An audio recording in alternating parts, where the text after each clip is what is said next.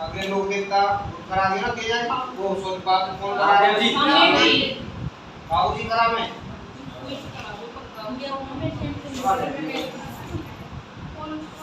बाबूजी राठौर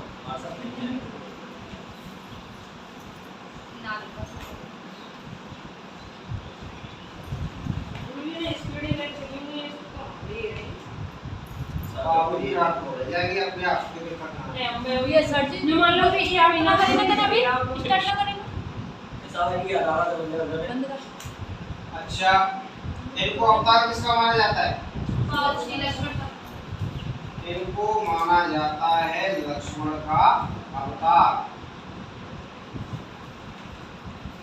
ठीक है ना? अच्छा ये वंशज है किसके वंशज? धन्यवाद। किसके वंशज है? राम सिंहा के वंशज है। सिंहा के वंशज क्योंकि कौन से वंश से है ये? राठौर। ठीक है ना? इनके जो पिता का नाम है पिता का नाम धन्यवाद क्या है? धांधल देव राठौर। पिता का नाम है धांधल देव राठौर। माता जी माता का नाम माता का नाम है इनका कमल दी। माता का नाम क्या है? कमल दी। इनका जो जन्म हुआ है 1239 कहाँ? कोलूमंड गांव। और कोलूमंड गांव कहाँ पर है? जोधपुर में।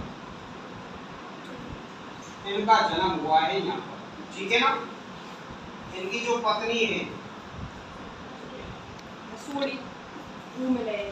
पत्नी का नाम क्या मैंने? सोड़ी सोड़ा सिंह की पुत्री है वो है ना? अमरकोट का राजा है और उसका नाम क्या है? सुप्यार। सुप्यार में कहाँ की है? अमरकोट। अमरकोट कहाँ की? पाकिस्तान। सोड़ा सिंह की पुत्री है अमरकोट की। ठीक है ना? लक्ष्मण का अवतार है राजसिया के वंशज है। पिता का नाम धांधल देव राठौर है। माता का नाम कमल दे है। जन्म है 1239 कोलूमंड गांव जोधपुर। पत्नी का नाम क्या है? सुप्यार। ठीक है ना? इसके अलावा एक संबंध से जो चलेगा और वो है देवलचारिणी। देवलचारिणी ठीक है ना? देवलचारिणी की क्या है? घोड़ी है इसमें। देवलचारिणी की घोड़ी का नाम और घोड़ी का नाम क्या है? केसर कादमी। केसर कादमी घोड़ी है। ठीक है ना? इस घोड़ी के ऊपर एक कहानी हो सकती जो भी कहानी रची जाएगी इसी घोड़ी पे क्योंकि ये घोड़ी बहुत सुंदर है। इतनी सुंदर है कि इसके सुंदरता के चर्चे दूर दूर तक थे। ठीक है? आप यहाँ तक बता रहे हैं फिर कहानी बताऊंगा मैं। अच्छा इनका जो जन्म हुआ है ना वो कहाँ हुआ है? कोलूमंड।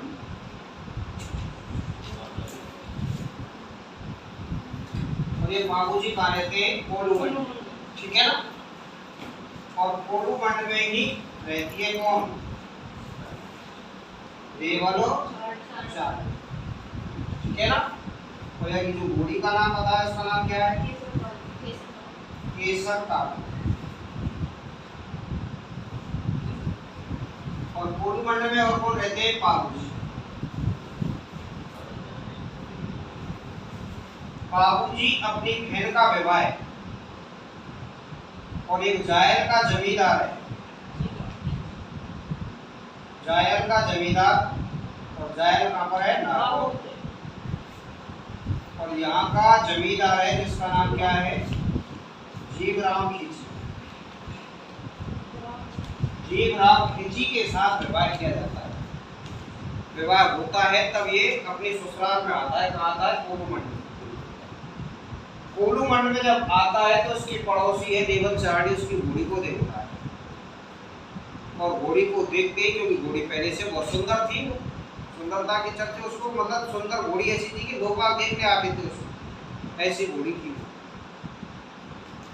और घोड़ी को देखकर जो जीभ आप खींचिए और बस एक ही जिद पकड़ लेता है कि मुझे क्या चाहिए, घोड़ी चाहिए आराम। कितनी पैसे लेंगे भाई?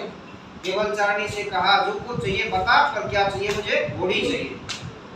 देवलचारिणी उससे मना कर देती है कि घोड़ी मैं किसी को नहीं दूंगी।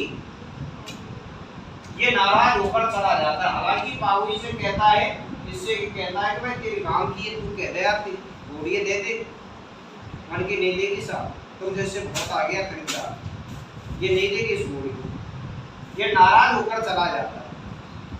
कुछ समय बाद बाबूजी का होगा विवाह, और विवाह कहाँ करने जा रहे, कहाँ जा रहे विवाह करने, अमरकोट। अमरकोट कहाँ पर है, पाकिस्तान। अब ये विवाह करने जा रहे, किससे करने जा रहे, यहाँ पर रहती है सुप्यार, कौन रहती है, सुप्यार रहती है, ठीक है ना। ऐसा माना जाता है कि जब इसके जीजा ने या जीवरा पीछी ने बाबूजी से कहा था घोड़ी के बारे में, तो ये बाबूजी से नाराज हो जाता है कि देवलचारिणी तेरी बात को मानती है, तो बाबूजी तेरे मन में नहीं है कि इस घोड़ी को तू मेरे को दे। तो ऐसा माना जाता है उसका जीजा बाबूजी से क्या हो जाता है, नाराज हो जाता है कि आजीवन में ससुराल नहीं आऊंगा। बल्कि भैया जीजा की जगह पे जी जाए, आप वो तो बढ़िया, नहीं आवे तो कोई दिक्कत ही ना। सही गलत है।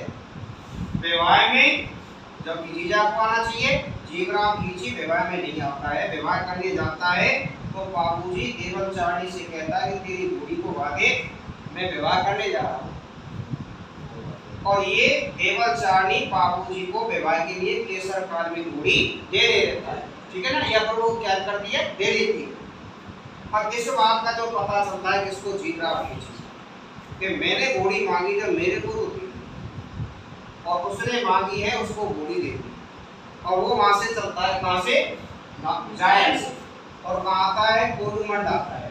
और कोलूमंड में देवलचारिणी की क्या थी, गाय, और गायों को, और वहां से इसकी गायों को ले जाता है और उससे देवलचारिणी से कह जाता है ऐसा है, गैया चाहिए तो घोड़ी राजी हो, गैया ने ले जाइयो, अन्यथा गैया ना। ऐसा माना जाता है कि जब ये गाय चोरी हुई थी तो उस समय जो घोड़ी है देवलचारिणी, उसने हिन हिनाकर संकेत दिया था संकट का, संकट आ गया है।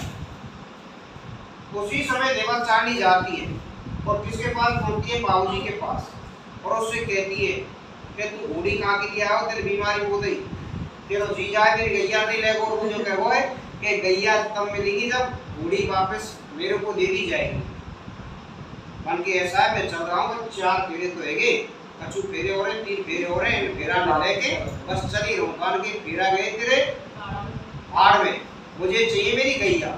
मान के 3 ही तो रह गए, 3 फेरा में ले ले, फिर चली रहे कि नहीं मुझे गाय चाहिए। ऐसा माना जाता है कि बाबूजी 4.5 फेरे लेकर ही चले गए। और इसके बाद ये कहां पर, और ये कहां पर जाके सीधा कहां, जायल के जमींदार के पास। और परंतु ये जायल नहीं जाके कहां, ये स्थान है देचू। देचू स्थान कहां पर है, जोधपुर। और देचू जोधपुर में, और किसके, जीवरा पीछी और किसके मध्य, बाबूजी के मध्य गांव को लेकर क्या हो जाता है, क्या हो जाती है, लड़ाई। और इसमें बाबूजी इन गांव को छुड़ाते समय वीर गति को काम हो जाते हैं प्राप्त, और देचू में इनकी मृत्यु होती है। और यहीं इनकी क्या बनी हुई है, समाधि बनी हुई है, ठीक है ना। यहाँ तक तुम्हारी जैसे समझ में ऐसा हो तो ऐसे, फिर मैं हिंदी में तो लगाऊंगा ऐसे छाप दो एक बार, ठीक है।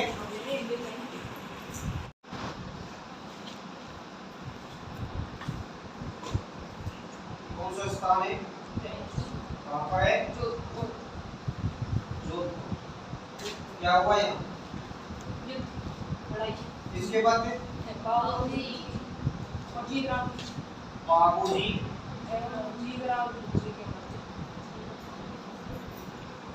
देवलचारिणी, आता ना थला पूनम, बाबूजी देवलचारिणी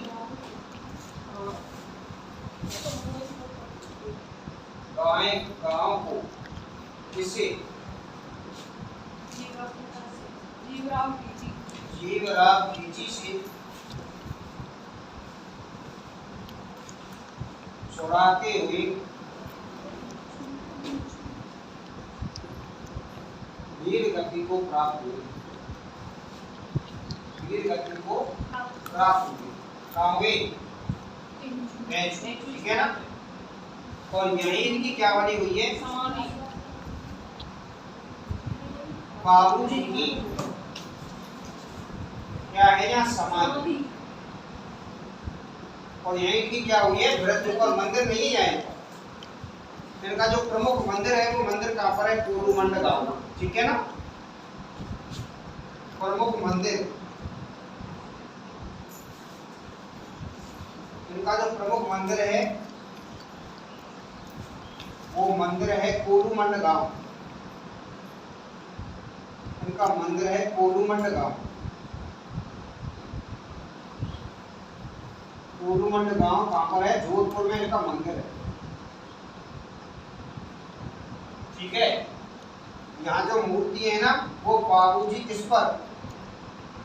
घोड़े पर बैठे अश्वारोही क्या है? मूर्ति है। इसमें मूर्ति किसकी है? इसमें अश्वारोही, अश्वारोही मूर्ति, ठीक है ना। और बाबूजी की जो भाग है किधर की तरफ झुकी हुई है? बाएं तरफ। भाग का मतलब क्या है? इस मूर्ति का जो झुकाव है, या फिर भाग का मतलब है कि उनका जो ऐसा माना जाता है कि जो मूर्ति पर जो बाबूजी जो घोड़ी पर बैठे हुए और उनका जो दुपट्टा है या दुपट्टा को कहते हैं भाग, ठीक है ना।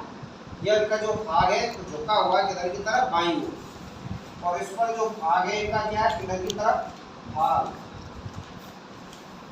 बाईं ओर, बाईं ओर झुका। ऐसा माना जाता है कि इनके हाथ में जो क्या है? भाला, ठीक है ना। उस भाले को भी क्या बोला जाता है? भाग। वो भी झुका हुआ है किधर की तरफ? बाएं तरफ। ऐसा माना जाता है, भाग बोला जाता है, ठीक है। भाग बाईं ओर झुका हुआ है। यहाँ एक बहुत बड़ा मेला लगता है, वो कब लगता है? चैत्र अमावस्या को क्या लगता है? यहाँ मेला लगता है। किसका? बाबूजी का मेला लगता है, ठीक है ना। ऐसा माना जाता है कि जो मारवाड़ में ऊंट जो लाने का श्रेय दिया जाता है, किसको दिया जाता है? बाबूजी को। मारवाड़ में सबसे पहले ऊंट लेकर आए, लेकिन स्वयं ने नहीं पाला ऊंट। कौन सी जाति को दिया था? रायका या किसको? रेवारी जाति, ठीक है ना। तो मारवाड़ में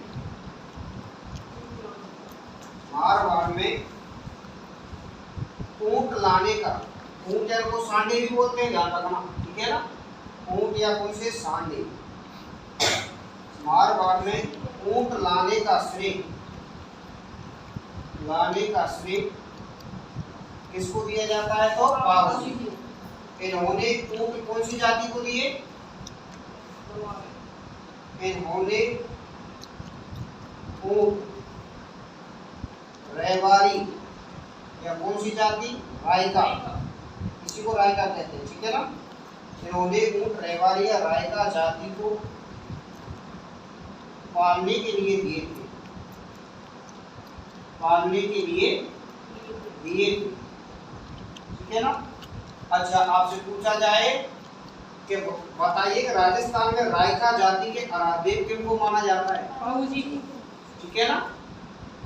और आपसे पूछा जाए ऊंटों का देवता भी किसे कहा जाता है? ठीक है ना। और लक्ष्मण का अवतार भी किसे कहा जाता है? बाबूजी, ठीक है। इन्हें रेवारी जाति के क्या कहा जाता है? आराध्य। रेवारी जाति के आराध्य देव कहा जाता है, ठीक है ना। इन्हें क्या कहा जाता है? ऊंटों का देवता, ऊंटों का देवता किसको कहा जाता है? बाबूजी, ठीक है।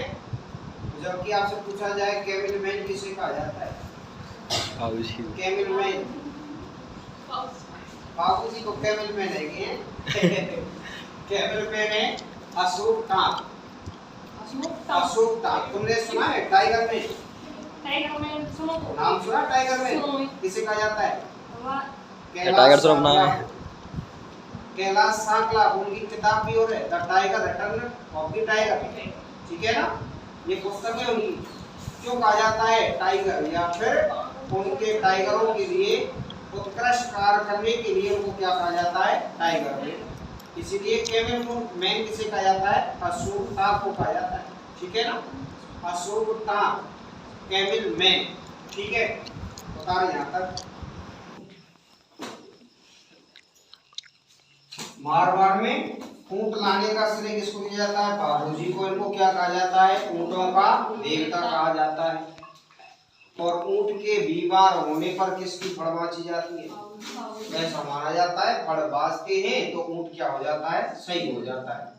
इन्हें प्लेग रक्षक के देवता कहा जाता है, ठीक है ना। प्लेग की बीमारी खत्म हो जाती है इनके फड़ के वाचन से। तो इसमें कौन सी जाति बाँचती है, फड़ का जो वाचन करती है वो कौन सी जाति करेगी, बताओ ना, रायका जाति करेगी, ठीक है ना। ऊंट के बीमार होने पर, ऊंट के बीमार होने पर रायका या रेवारी जाति द्वारा बाबूजी की फड़ का वाचन किया जाता है, फड़ का वाचन किया जाता है। और जब किया जाता है तो कौन सा वाद्य यंत्र बजाते हैं भाई, जो वाद्य यंत्र प्रयोग में लिया जाता है उस वाद्य यंत्र का नाम क्या है, रावणहत्ता। कौन सा वाद्य यंत्र है, रावणहत्ता, ठीक है ना। और रामदेव जी में भी कौन सा, रावणहत्ता ही। और ये जो रावणहत्ता जो वाद्य यंत्र बजाते हैं वो कौन बजाते हैं, बाबूजी के भोपे, ठीक है ना। ये भोपे कहलाते हैं, इसके जो अनुयायी होते हैं वो भोपे कहलाते हैं। और इस वाद्य यंत्र का प्रयोग कौन करते हैं, बाबूजी के भोपे, बाबूजी के भोपे, ठीक है। इन दोनों में अंतर है, एक चीज और याद रखियो, फड़ का वाचन करते हैं तो कौन सा वाद्य यंत्र है, रावणहत्ता। और इसके एक भजन गाते हैं और इनके भजनों को क्या कहा जाता है, पवाड़े, जब वाद्य यंत्र दूसरा बजाया जाता है। और वो वाद्य यंत्र कौन सा है, माठ वाद्य यंत्र, ठीक है। बाबूजी के भजनों को क्या कहा जाता है, पवाड़े। बाबूजी के भजनों को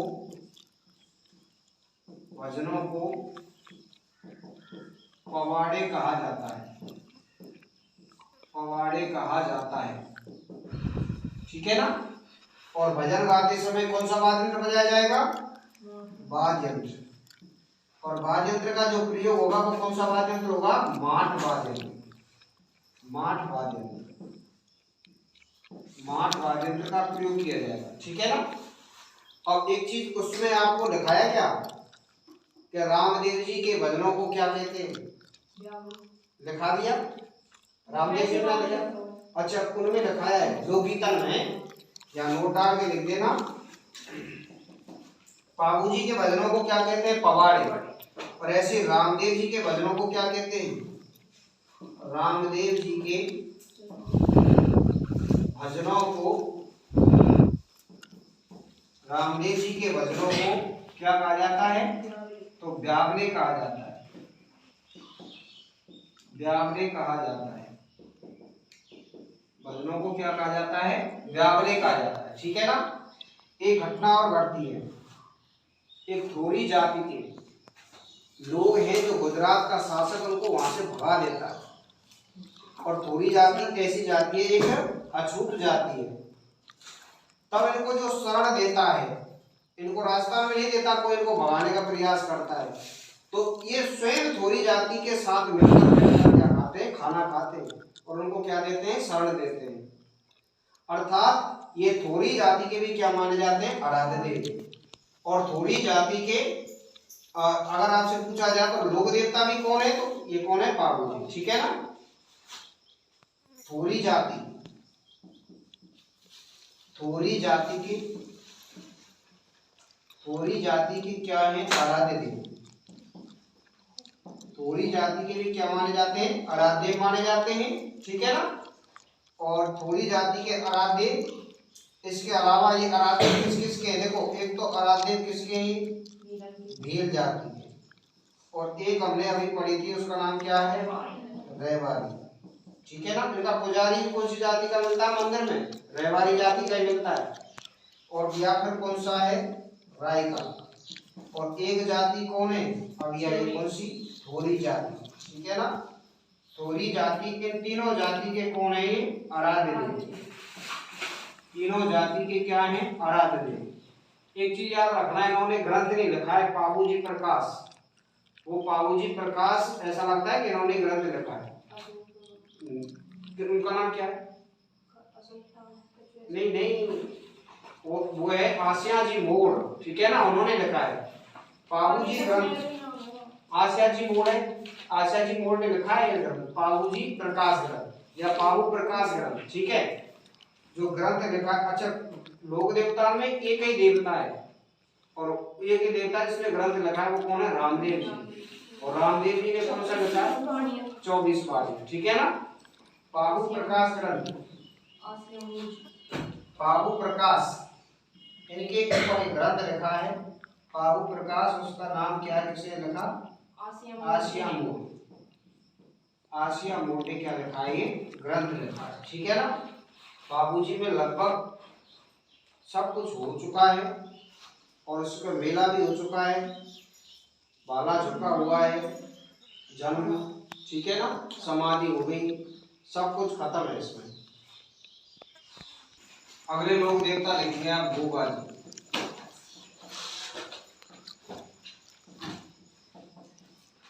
इनमें ये एक तो कौन से?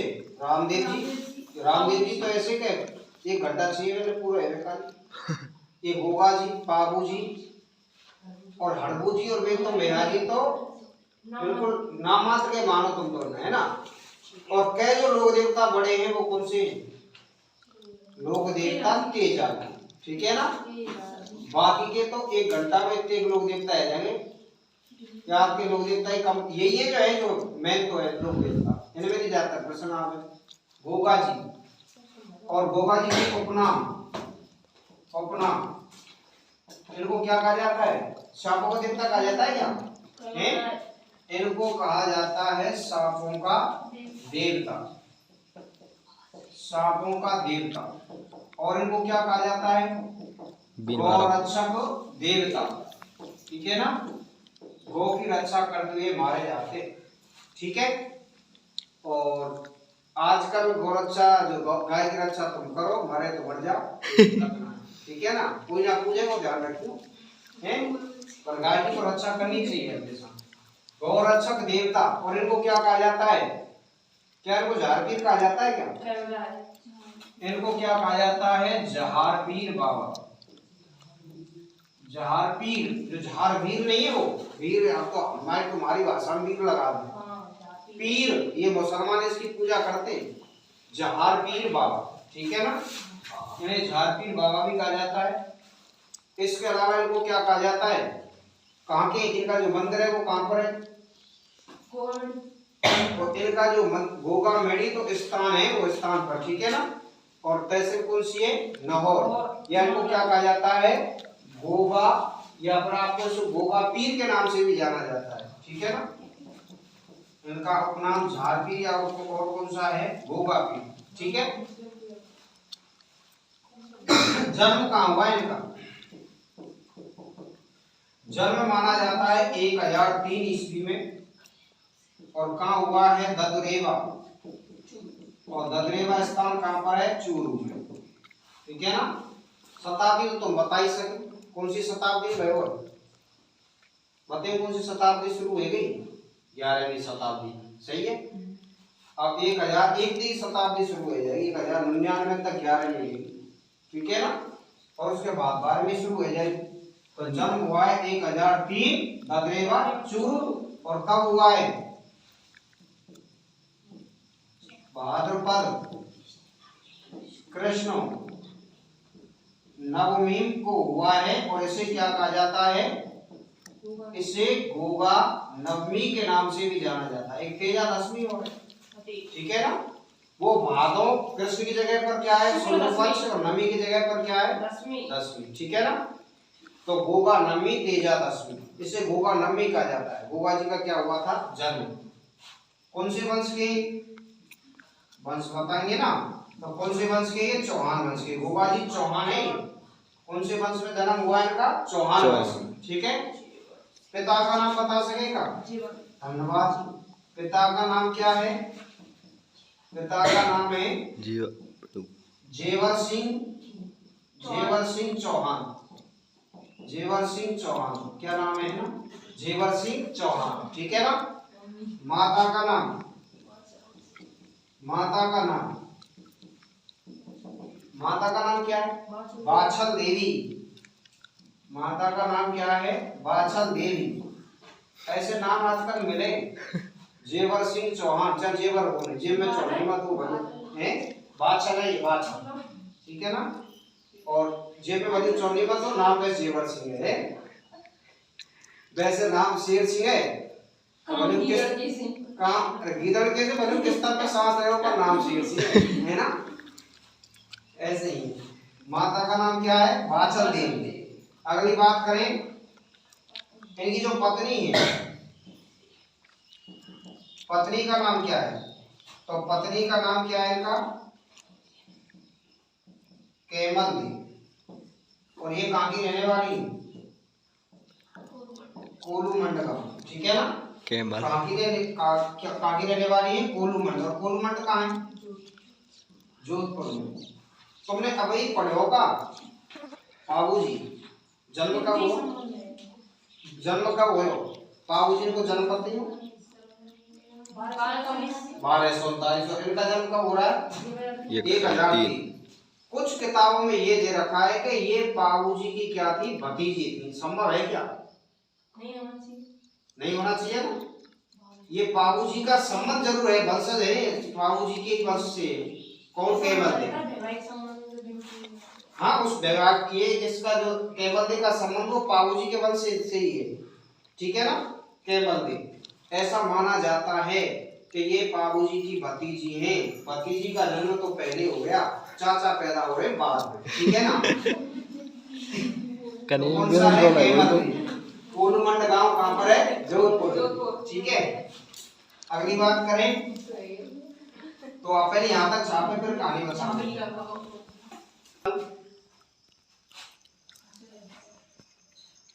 देखो, ऐसा माना जाता है कि आपने भी पढ़ा होगा कि एक था आक्रमणकारी जिसका नाम था महमूद गजनवी।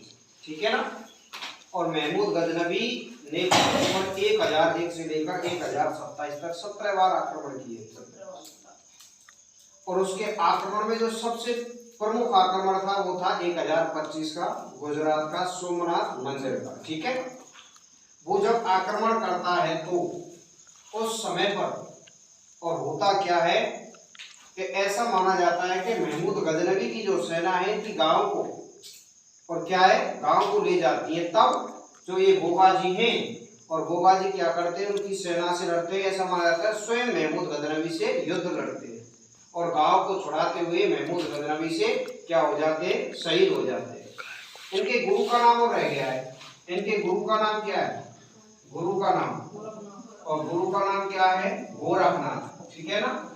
और गोरखनाथ का मंदिर कौन से दुर्ग में बता सके कोई? गोरखनाथ का मंदिर कौन से दुर्ग में? भटकेर के दुर्ग में। बिल्कुल। तो ये गोरखनाथ इनके गुरु हैं।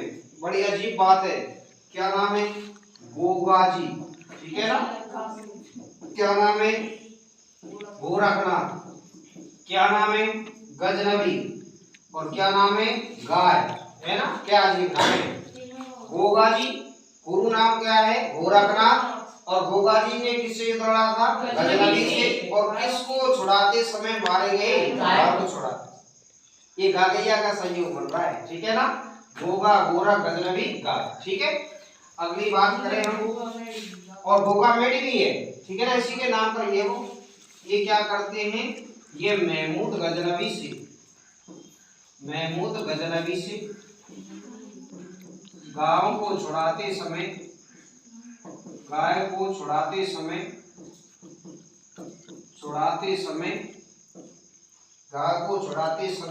वीर गति को प्राप्त हो जाते हैं। वीर गति को प्राप्त हो जाते हैं। ठीक है ना। और ऐसा माना जाता है कि स्वयं जो महमूद गजनवी है ना, वो बड़ा इसके युद्ध से बड़ा प्रभावित होता है। वो प्रसन्न प्रभावित ऐसा होता है, क्यों कि इनका जो युद्ध हुआ था वो कहाँ हुआ था? ददरेवा, ठीक है ना। और ददरेवा कहाँ पर है? चूरू में। और इनका उनसे लड़ते लड़ते उनका ददरेवा में क्या गिर जाता है? सिर कट जाता है। महमूद गजनवी इसके सिर को काट देते हैं, ठीक है ना।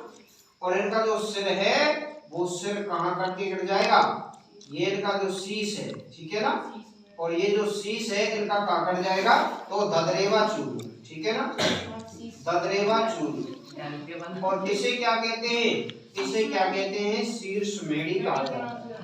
क्या कहा जाता है? शीर्ष मेढ़ी।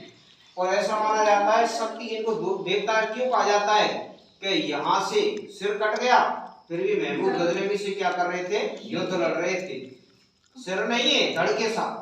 और युद्ध करते करते कहां तक गए थे? अब लगा लो कहां तक पहुंचे। तो ये कहां पहुंचे हैं? लाहौर तहसील, जिसे कहते हैं ना गोगा मेढ़ी, कहां पर? हनुमानगढ़, ठीक है ना।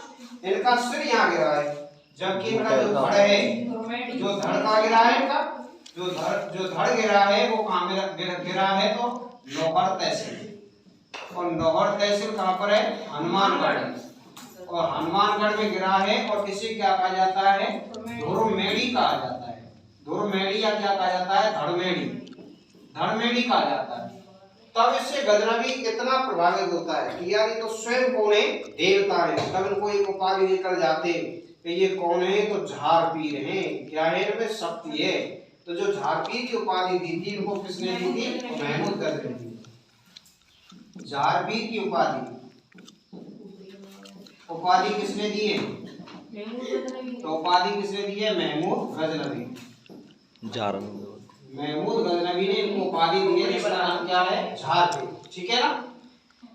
अच्छा, ऐसा माना जाता है। अच्छा, इनका जो जन्म हुआ है ना वो कहाँ हुआ? ददरेवा चूरू में। और यहाँ का क्या करा है? धड़। तो इनका जो मंदिर है ना प्रमुख, वो कहाँ पर है? धुरमेढ़ी में ही है, लाहौर तहसील। और उसी धुरमेढ़ी को क्या कहा जाता है? गोगा मेढ़ी कहा जाता है, ठीक है। यहाँ इनका प्रमुख मंदिर है। अच्छा, इनको सांपों का देवता या नागों का देवता क्यों कहा जाता है? ऐसा माना जाता है कि जो इनकी पत्नी है ना कैमल देव, हाँ, सांप ने काट लिया था। और वो क्या है? बिल्कुल, उसकी पत्नी सांप के काटने के बाद क्या हो जाती है? मर जाती है। इनको गुस्सा आता है और ये क्या है? सांपों का एक यज्ञ करते हैं। और ऐसा यज्ञ करते दुनिया भर के जितने सांप है इकट्ठे करके हवन में उनका क्या कर रहे थे? सुहा कर रहे थे। बहुत सारे सांप जला दिए थे। स्वयं नाग देवता प्रकट हुए तब उनके सामने, और उन्होंने कहा कि भाई इस सांप ने क्यों मार रहे? कि जब तक मेरी पत्नी जिंदा नहीं होगी तब तक मैं छोड़ूंगा नहीं। पृथ्वी पर एक भी सांप बचेगा उसको नहीं छोड़ूंगा मैं। तब जाके उसने जो नाग देवता है उसने आशीर्वाद दिया कि आपकी पत्नी जिंदा हो जाएगी। और आज के बाद यदि कोई किसी व्यक्ति को सर्प काटेगा तो आपके यहाँ आने से क्या हो जाएगा? सर्प दंश से मुक्त हो जाएगा, ठीक है ना। तो इसलिए इनको क्या कहा जाता है? इसीलिए इनको क्या कहा जाता है? सांपों का देवता या क्या? नागों का देवता कहा जाता है, ठीक है ना। इनका जो मंदिर है भाई, मंदिर कहाँ पर है? इनका मंदिर है गोगा मेढ़ी,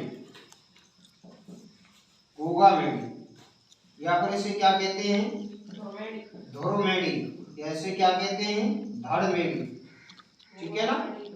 स्थान कहाँ पर है? लाहौर तहसील। और लाहौर तहसील कहाँ पर है? हनुमानगढ़, हनुमानगढ़, ठीक है ना।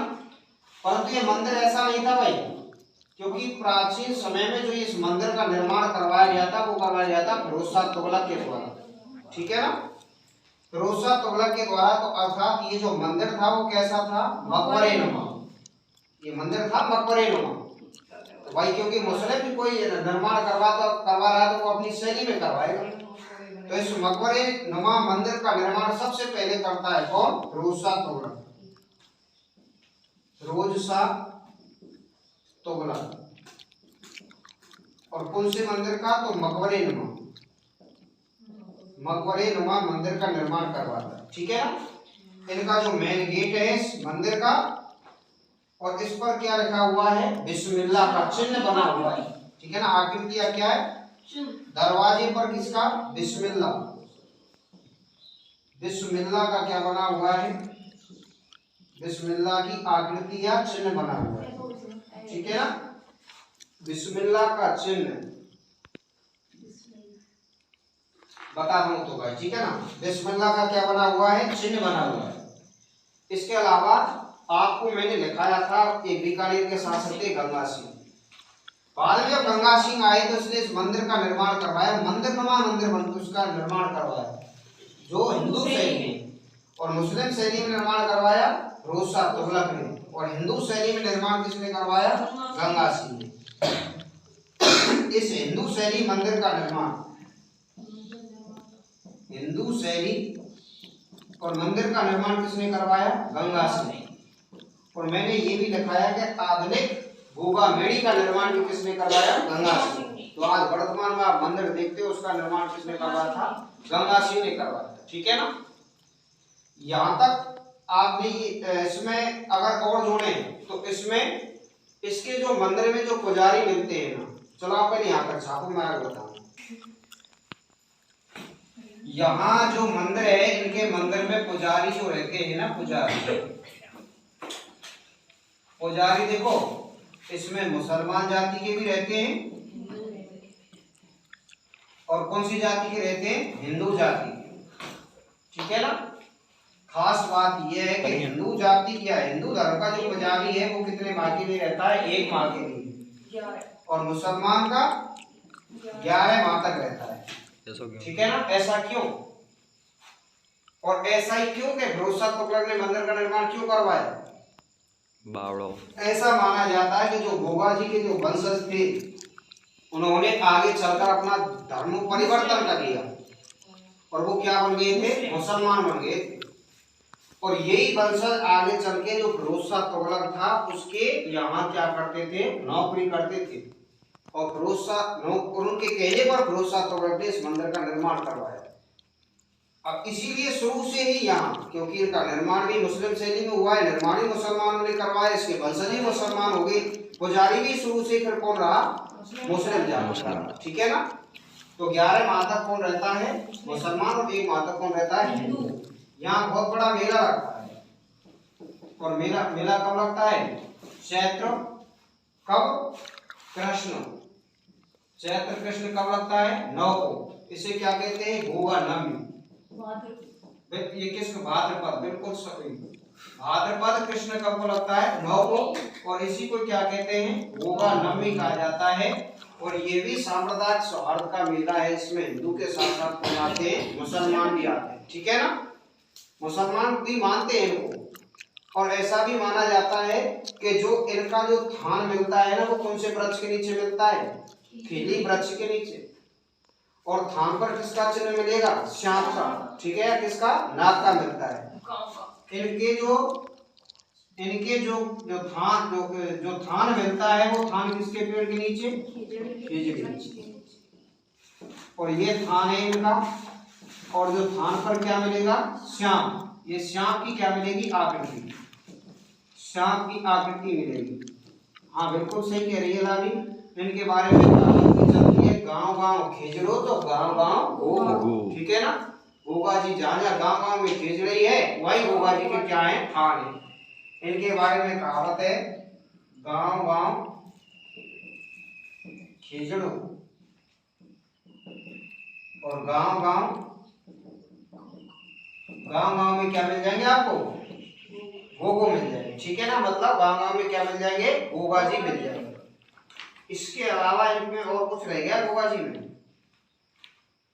कुछ रह गया? गोगा जी में और कुछ नहीं, ठीक है ना छात्र?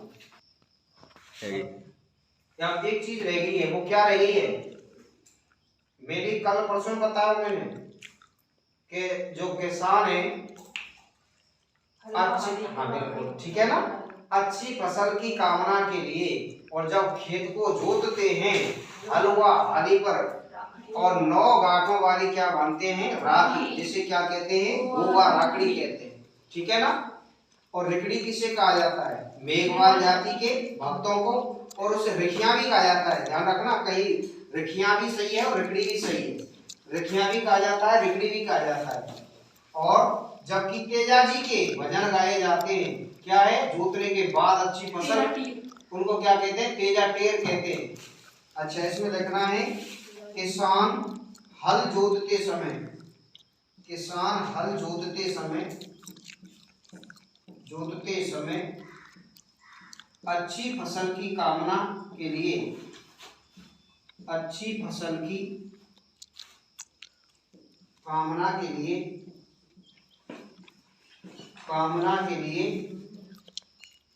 हल व हाली पर, हल व हाली, हल तो है ही, हाली कौन देखे, चला हल को चलाने वाला जो किसान, ठीक है ना। हल व हाली पर कितने गांठों वाली, 9 गांठों। भाई गांठों फिक्स है कितने, 9, ये ध्यान रखना, ठीक है ना। 9 गांठों वाली राखी बांधते हैं, जिन्हें क्या कहा जाता है, जिन्हें गोगा राखड़ी कहा जाता है, गोगा राखड़ी कहा जाता है। जबकि अच्छी फसल की कामना के लिए एक लोक देवता के गीत गाए जाते हैं, वो कौन से गीत हैं, तेजा टेर, तेजा जी के गीत गाए जाते हैं, ठीक है ना। वो तेजा टेर, हम तेजा जी को लिखा देंगे, ठीक है। अब स्टॉप कर दे।